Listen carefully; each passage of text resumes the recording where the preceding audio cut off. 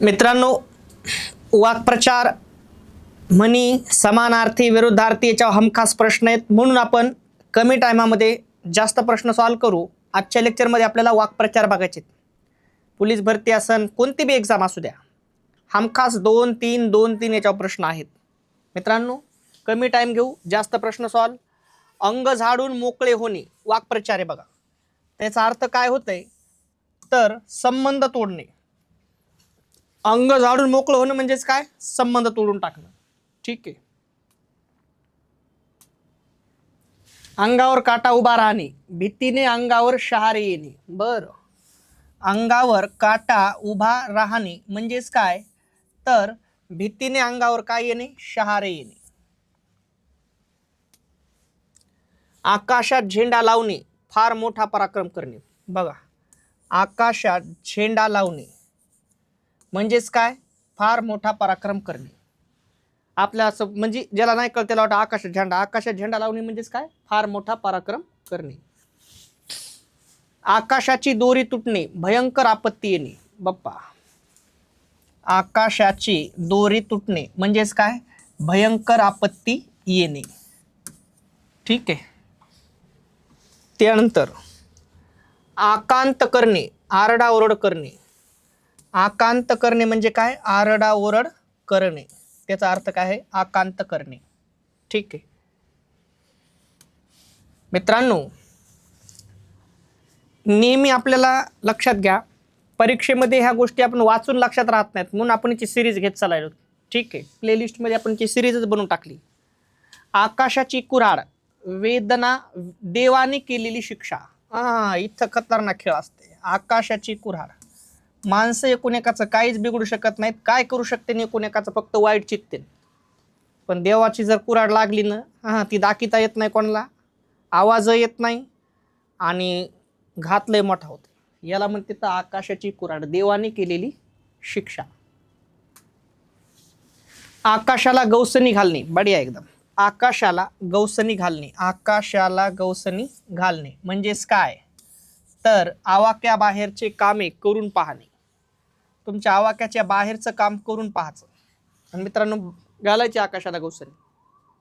कोणीच करीन, आपण करून पाहायचं. सगळे भेटतात, एखादं म्हणजे बाप्पो आपण करून दाखवायचं.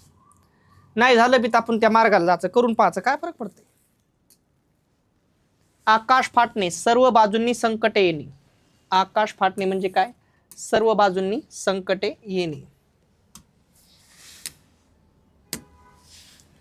औट घटकांचे राज्य, औट घटकांचे राज्य.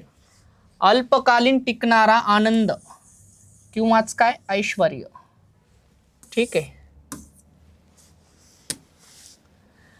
आई माई करणे, आई माई करणे, आई माई करणे. मनधरणी करणे, याचा अर्थ काय होतंय? मनधरणी करणे. आ वासणे, तोंड वासणे. आ वासणे म्हणजे काय मित्रांनो? तोंड वासणे. ठीक आहे. आखाड्यात उतरणे, आखाड्यात उतरणे म्हणजेच काय? लढण्यास तयार होणे. आगीत उडी घेणे, आगीत उडी घेणे म्हणजेच काय? संकटात जीव घालणे. ठीक आहे.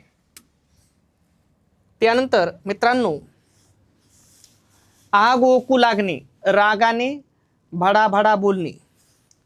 आग ओकू लागणे म्हणजेच काय? रागाने भडाभडा बोलणे. आग ओकू लागणे, रागाने भडाभडा बोलणे. ठीक आहे. त्यानंतर आग पाखडणे, आग पाखडणे म्हणजेच एखाद्यावर अतिशय रागावणे.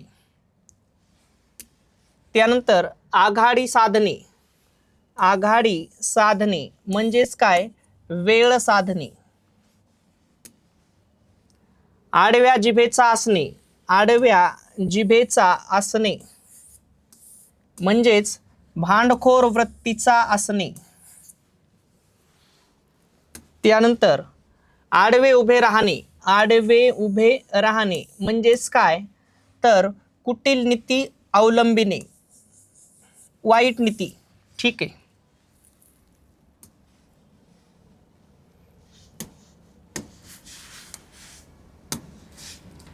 आडवे नेसणे नीट न नेसणे, आडवे नेसणे नीट न नेसणे, ठीक आहे. आडवे लावणे, आडवे लावणे म्हणजेच काय, दोष लावणे मित्रांनो, ठीक आहे. आडवे जाणे, आडवे जाणेच म्हणजे काय, अडथळा आणणे, आडवे जाणे म्हणजे काय, अडथळा आणणे, ठीक आहे.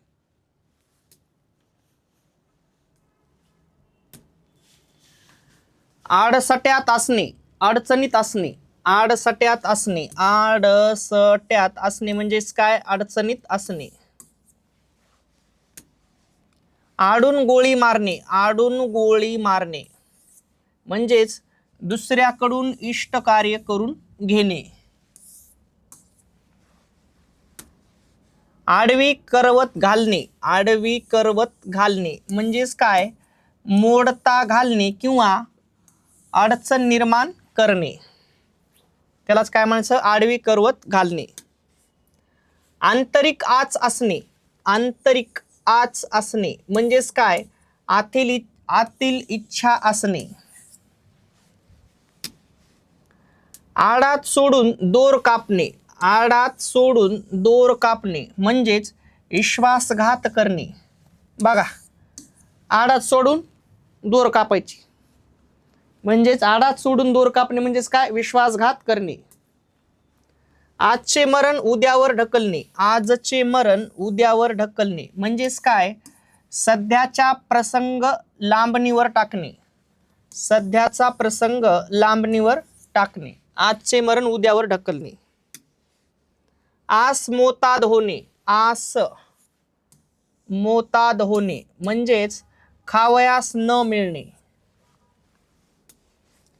आस लावणे, आस लावणे म्हणजेच काय, उदरनिर्वाहाचे साधन मिळवून देणे, आस लावणे म्हणजेच उदरनिर्वाहाचे साधन मिळवून देणे. आस लावणे म्हणजे काय, उदरनिर्वाहाचे साधन मिळवून देणे, ठीक आहे.